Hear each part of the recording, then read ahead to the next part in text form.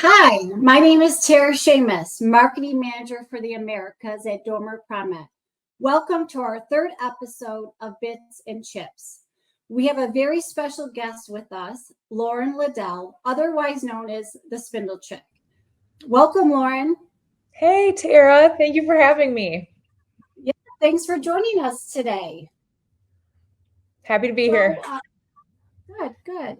So today, Lauren and I are going to dive into women in the industrial space, your journey, Lauren, your influence and future goals. So before we get into all that, which is probably, a lot of substance, but I just wanted to, if you could share with us a little bit about, your background and a little bit about yourself, a brief introduction. Yeah, so I'm Lauren Ladell. I am also the Spindle Chick, as you said. I've been in the manufacturing industry for about 7 years now, which is crazy because time flies so quickly, as we all know. I'm a national sales manager for Motor City Spindle Repair, and I also have another business called American Machine Marketing, where I try and help other manufacturing companies build their brands and their social media presence, and hopefully see the growth that I've seen in the last few years. So yeah, and also I'm an advocate for women in the trades. That's amazing. Very, very cool. So, can you share a little bit about how you even got started in the industrial sector? I know that we kind of had a one-off conversation when we initially met, and your story is very interesting because your background isn't necessarily manufacturing. You kind of just jumped on this career path or journey to where you are today. And I find it very fascinating. So could you share a little bit, like, how did you even get started here? Yeah, I ask myself that same question all the time. Every time someone asks me that question, I'm like, I tell the same story because 7 years ago, if you would have asked me what a CNC machine was, I would have been like, I have not a freaking clue. I had no background, like you said, in manufacturing, in the trades in general. So I went to school. I actually wanted to be Erin Andrews. I don't know if you're a soccer mom, so you might know who she is, but she's a sideline reporter. Yeah. Yes. Yeah. So sports broadcasting was my thing. That's why interviews, thankfully, don't scare me at this point. I love this kind of stuff. But then out of college, I graduated with a communication degree and a biology degree. So I wanted to either do sales or go the medical route. I didn't end up going the medical route. So I got a sales job in office furniture, and it just was not the realm of sales that I wanted to be in. So I went on Indeed and I just started clicking apply, because I figured if you can sell one product, if you believe in it, you can sell any product if you believe in it. Sales is sales as long as you come off genuine and you truly, like I said, believe in the product you're selling. So I applied for Motor City Spindle Repair as their regional sales manager at the time. And I met with the owner, Ted Leginski, and 7 years later, here we are. I'm now the national sales manager, and I've kind of built the brand for myself. So like I said, I definitely was not planning on going this route, but now I couldn't imagine myself anywhere else. Yeah, that's awesome. And it is, I mean, you're kind of put yourself out of that comfort zone, right? A little bit going into an industry or vertical that you're just not familiar with, or really didn't have any anticipation of even going into. So I'm sure it was like, oh my gosh, so much to learn in somewhat of a short amount of time. But I totally understand. It's crazy for sure. Yeah. But no, that's awesome. Right. The website quote, it's like a comfort zone's a beautiful place, but nothing ever grows there. And that's so true with my own personal life. If I've stuck in office furniture, I definitely would not be remotely where I am now, probably. So yeah. And it's the challenges, right? Like we were saying, like you're outside your comfort zone, but it's those challenges that almost getting comfortable being uncomfortable is kind of where you start seeing growth. At least in my own perspective too. So it's good to get out there and try different things. Yeah, absolutely. So what would you say? So, moving into the industrial sector or the manufacturing world, what were some of like the earlier challenges you faced as a woman in the industry? Yeah. So thankfully now we're seeing a lot more representation. And I love that. It makes my soul seriously so happy. But when I started back in 7 years ago now, you just didn't see it. You really didn't see it, especially online. There was not anyone posting videos, taking pictures of themselves. What I kind of was thrown into the water in that regard. So I was taking selfie videos on my cell phone and posting pictures, and I didn't see anyone else doing it. And I'm sure there were a few people, of course, but I was kind of just out on a limb, and I got pushed by Ted, which thankfully he was such an advocate for me, and he still is to this day, but to do something different and not seen. And so hopefully myself, along with the other women back then, were able to kind of just pave that way a little bit. But that was definitely a struggle, is putting yourself out there when you weren't seeing it at all. Right. And to your point, even my own experience, having that support system, my background wasn't necessarily manufacturing either. It was more healthcare. So to have that support system and those champions and people around you within, your company culture to help you kind of gain traction and help you along the way to develop your career is so, instrumental. And it's so important to have those, cheerleaders, or however you want to say it, to support you along the way. Yeah, absolutely. They were such a game changer in my success. So I owe a lot of it to them. So what would you say are some of your key experiences or milestones, that helped shape your career so far? Yeah. So I started on LinkedIn with 300 connections. In college, you were never told to use LinkedIn for anything other than just finding a job. So I never took it seriously. We just created a profile. We're looking for places to work, and that was it. And so I had 300 connections. I remember that number specifically. And then Ted was just like, we're going to build this brand from the ground up. You post consistently every single day, and we'll see where it takes you. And so now I am at, I think it's 89,000 connections or followers on LinkedIn. So that's a huge number of growth for me. So I definitely base it on that number specifically, but then little moments that I knew I made it, I guess, when I could just discuss women in manufacturing on women panels at different trade shows, or being selected to speak at an IMTS job. It's just little moments where these companies reach out to me and they're like, hey, we see what you're doing. We love what you're doing. We support what you're doing. And we would love for you to share that on our platform. So every time someone does that for me, I'm like, God is so good, really. So those are the moments that I realized I made it. We still got a long way to go. So are those those are the kind of the experiences that led you to the creation of the Spindle Chick? Because how long has that, I mean, it's almost like a own brand of itself, right? So that's just kind of has evolved throughout the years, just with, like you said, that support system and really getting yourself out there on different social media platforms. Yeah. So I was just like, people know me as Lauren Ladell, but what am I known for in this industry specifically? And that's spindles. So I work for Motor City Spindle Repair.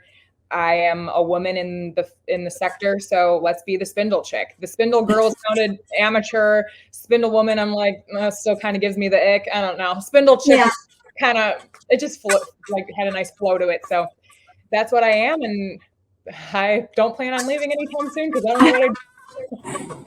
No, that's great. That's great.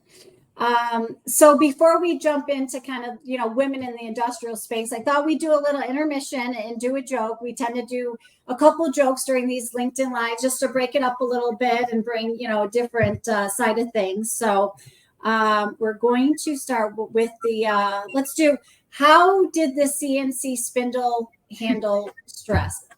And I'll leave this out to the audience if they want to take a guess at it. This is very fitting. I know, isn't it? They tailored this for us. It's just for you. Yes, it's just for you. Any guesses? I can't see any of the comments, but I'll throw it out there.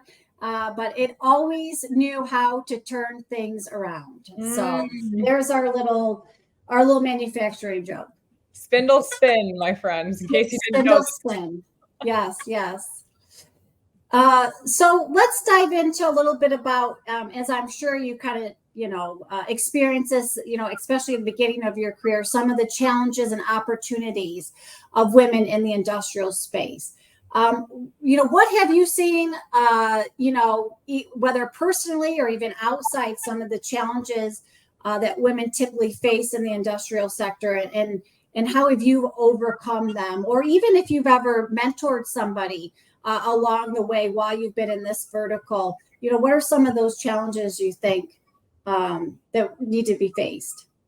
Yeah, I think the number one question or message I get from women all the time is, hey, I don't see people like me in this sector, and so I don't feel comfortable being here. So how do you have the confidence to do what you do and walk on the shop floors and take the pictures of yourself and all that kind of stuff? And I'm very faith-based, and I will always talk about that in any interview I do, but I truly believe that you are literally living for an audience of one, and nobody's opinion matters about you besides the Lord's. And that's something I'm always going to say no matter what. So anyone else's outside opinion does not speak onto who you are and what your character is. So I always tell them, you have to make a place for yourself here, and you have to do it in the right ways. I don't always make the right decisions. Nobody does. But I think that over the last few years, I've really made sure to always, like, when I'm taking a picture, I'm going to do it in the best way possible that represents women as a whole in the right light. So there's a right and a wrong way, I think, to take those pictures and to be professional and thought of as being someone that's like valuable as in your company. So I always say, just maintain that modesty and learn your stuff as much as you can, so you're taken seriously. You're going to have to work harder than any male ever has. It's unfortunate, but if you have that knowledge and you're just as qualified as anyone else, it doesn't matter what gender you are, you're going to belong. So that's the advice that I give people right up front. Okay. And then in this, this journey that you've been on, what opportunities exist today for women in this field that didn't maybe exist when you originally started or pivoted to the manufacturing world? Yeah. So when I went to IMTS, I told you about this, but I've gone to 2 IMTS shows now. The first IMTS, what was that, 4 years ago? I could probably count on my 2 hands how many females I saw at that show. It was wild.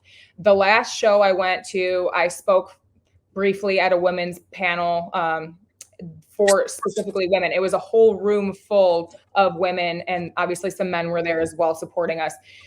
So I've seen such growth there. And this one I think is going to be even bigger, which I love. I know that the statistics for women in the trades are growing every single day, every single year. So it's just great to see those numbers. But I mean, if you just go on LinkedIn or social media in general and you look up trade jobs, you see women operators on the machines. You see people posting their pictures and their videos freely now. And that just makes me so happy, because I'm like, it was just never that way. So just physically seeing it is really special.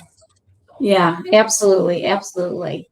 And when it comes to like encouraging that diversity in this vertical or this sector, how, in your opinion, how can companies really start engaging more women to join and and thrive in this industry? Yeah.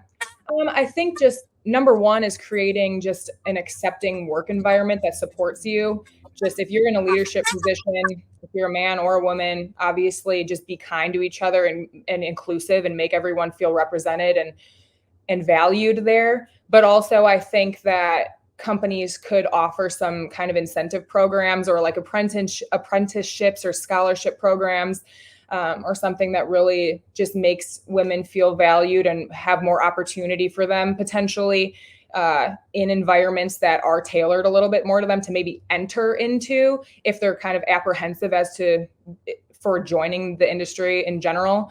I just promoting female roles in general. If anyone has the knowledge, and if you're the right person for the job, it doesn't matter if you're a man or a woman. So Right. yeah, just creating that supportive work culture is number one. So when it comes to, and I'm sure you've had a lot of people, you know, like you said, you've talked at different events, you're on different, whether it's committees, obviously you have your social media platforms. I'm sure there are women that have reached out for advice, you know, and what advice would you give to young women considering a career in manufacturing or, you know, industrial roles? I know you kind of talked about a little bit in some of your answers that we just discussed, but is there something that, you know, has that advice that you've given that has really like resonated with, you know, a woman or women that are really looking to get into this industry and just trying to like, just navigate it all, right? So. Yeah. Yeah, I think the main thing is it may be really discouraging at first to enter into a place that doesn't have anyone that looks like you, but that doesn't mean that you don't belong there. So just knowing your worth, and again, my worth comes from the Lord. That doesn't mean that yours has to, but I'm always going to say that for myself. So I would say just the most general message that I give to women is that you do belong there. I would say you absolutely need to keep doing your hair, wear your makeup, wear the outfits that you feel pretty in. You don't have to dull your shine in order to make someone else's light feel more bright, if that makes any sense. So just be who you are, stand strong, and you're going to always have to, like I said, you're going to have to work a little bit harder to gain that knowledge. But if you're qualified, there's nothing that anyone can say to bring you down. Yeah, for sure. No, that's good advice. So then let's talk a little bit about the Spindle Chick. So you kind of talked a little bit about, you know, the journey and the growing in your followers. So how, and it sounds like you had the support from Ted.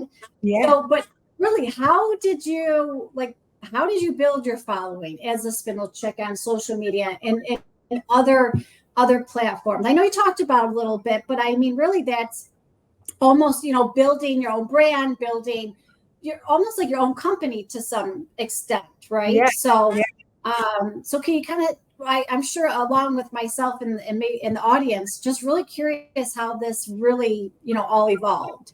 Yeah, I wish I could give you an overnight solution, but it took so long. It really did. It was not something that I saw in a matter of a week or a month or even a year. What I did from day one of being on LinkedIn with my support of Motor City, I was posting every single day. I mean, every single day. It was even on weekends sometimes.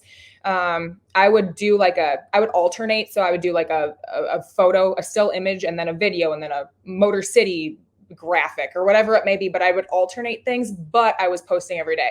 And I think that the consistency of that was definitely the main thing that I saw growth with. And then I changed what I was posting to see what would work a little bit better, but I started posting a lot of lifestyle content, motivational things, just things that the general public can relate to more so than just manufacturing, because my thought process was on LinkedIn, the algorithms, it's weird because your connections, if you are liking something, their connections will then see it, if that makes sense. So it's like a ripple effect. So if you can relate to the mass public, you're going to in turn be getting the people who are more tailored to your industry specifically viewing your stuff. So definitely that consistency, and then just being relatable, posting relatable content here and there, not just sales pitch. Sure. No, that actually leads into my next question. Like, so how do you balance that, you know, that educational content with your personal stories and industry insights, because you are on LinkedIn and TikTok and some other social media platforms, and each one of those platforms kind of have their own following, you know what I mean? Their own kind of tone. So how do you balance that content through those different social media platforms? Yeah. You know how many times I could, if I had $1 for every single time I've heard LinkedIn is not Facebook, I would be a billionaire by now. But I just I never took that seriously, because at the end of the day, I'm selling who I am as even a sales manager, or my brand is the Spindle Chick. You're selling who you are. For people to want to work with your company, they're going to want to work with you specifically. So if you can be relatable and people kind of view you as, the girl next door, or just someone they want to go grab coffee with, or someone they just like to see what they have to say, that's going to in turn give you business. So just be authentic, be relatable, be kind, and then your business will flourish because of that. Yeah. No, very good advice. Thank you. Mm-hmm. So we're going to give Lauren a little bit of break. So maybe she can grab a glass of water. But we're going to do a quick 45-second or so product video. As a friendly reminder, we're going to be at IMTS. And when we come back from the video break, we'll get into IMTS a little bit. So enjoy the video.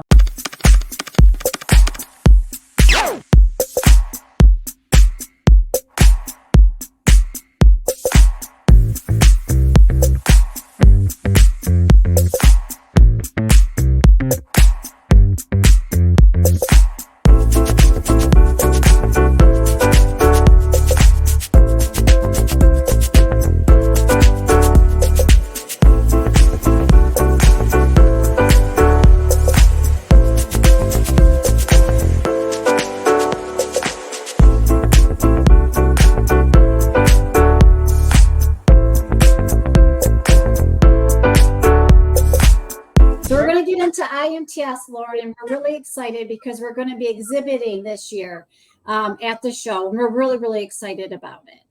And I know before we jumped on this LinkedIn Live, we talked a little bit about IMTS, and I know that you said you've gone a couple of times, and I'm sure throughout the years, it's definitely evolved. And so if you could tell us or share your experiences with, being at IMTS and why it's an important event for the industry from your perspective.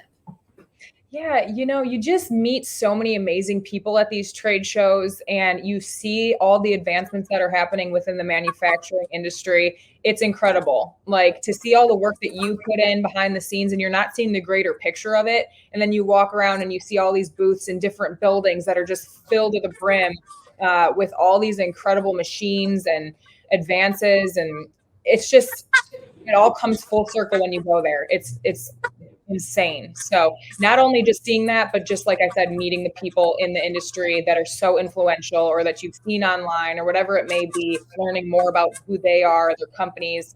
There's just endless opportunities for knowledge. Yeah, for sure. Is there, if you could pick one or two things, what are the most things that you're looking forward to at the upcoming IMTS event? Anything in particular? Yeah. In my industry, I always love going to the major OEM booths. I think they're so cool to see what everyone's done. I mean, there's flying cars. There's just absolute insanity going on all over that place. All the cool robots that are taking over. I love seeing all the sectors that I work with specifically. But then again, I'm so excited to see all these different creator lounge events, like the influencers of the industry, just seeing all these people who have really been pushing for the manufacturing industry, doing what they're doing behind the scenes too, is really exciting for me to go see. And then obviously the women advancements, just to see how many women are there in general, is really rewarding as well. So there's a lot of things I'm looking forward to. Yeah, me too. I'm really looking forward to the event as well. So that will be good. So let's talk a little bit about your future plans and goals. So what are your future plans for the Spindle Chick brand? I should probably have more set plans than I do. I didn't ever think I'd get to where I am right now, or that I'd have the opportunities that I do. And I'm really, really blessed for that. And that, again, just happened from consistency. So I think I'm just going to keep on keeping on and continue posting, continue advocating, continue helping other women and youth in the trades. I do really want to get more involved in the school programs and those apprenticeship and scholarship programs, like I mentioned earlier, just speaking to the youth and women to just bring them in this trade and feel comfortable here. I think that that's really important. And that's something that I definitely want to dive into a little bit deeper. But then just my Spindle Chick chats. I don't know if you've ever seen those, but I just do informational videos, and I want to continue learning this industry and just developing who I am and my knowledge of the trades more in depth. So just growth and promotion is what I'm hoping to keep doing. Good, good. No, thank you for sharing that. So if you're good with that, maybe we can open it up to the audience. If anybody out there has any questions for Lauren about her journey or her role in the industry or any, advice, please feel free to ask. So we'll give it a few seconds to see if we have any questions that pop up on the screen that maybe Lauren can ask or address.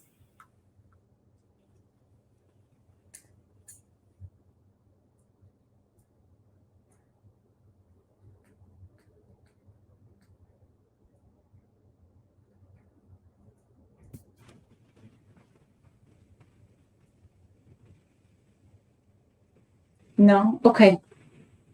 Well, feel free to ask a question at any time throughout the remainder of the LinkedIn Live, which will just be a few more minutes. So, feel free to ask any question up until the close of LinkedIn Live. So, but having said that, Lauren, I want to thank you so much for sharing, your story and insights. Lauren will be stopping by our booth, our Dormer Pramet booth at IMTS Monday, right? Sometime on Monday. Yep. So yeah, please come by, say hi to Lauren. I'll be there. We'll have a whole booth staff waiting to greet our customers, and we're really excited to have you to be there and to say hi to everybody that stops by. So again, I encourage you to follow Lauren on her social media platform. She's really trying to do a lot of great things. And get the women in manufacturing whole concept out there, and encourage women to join the industry. And then also don't forget to register for our next Bits and Chip Live next Wednesday. So we hope to see you then. Any closing remarks on your end, Lauren? No, just keep on keeping on, everyone. Have the confidence that you have and bring it to the table. You know what you bring to the table. So just be confident in that, and you will succeed here. And you have me to support you. Message me anytime. All right. Well, thanks again, Lauren. We appreciate your time. Thank you for sharing your journey with us. And I'll see you at IMTS. Thank you for having me. I'll see you there. All right. Bye for now. Bye.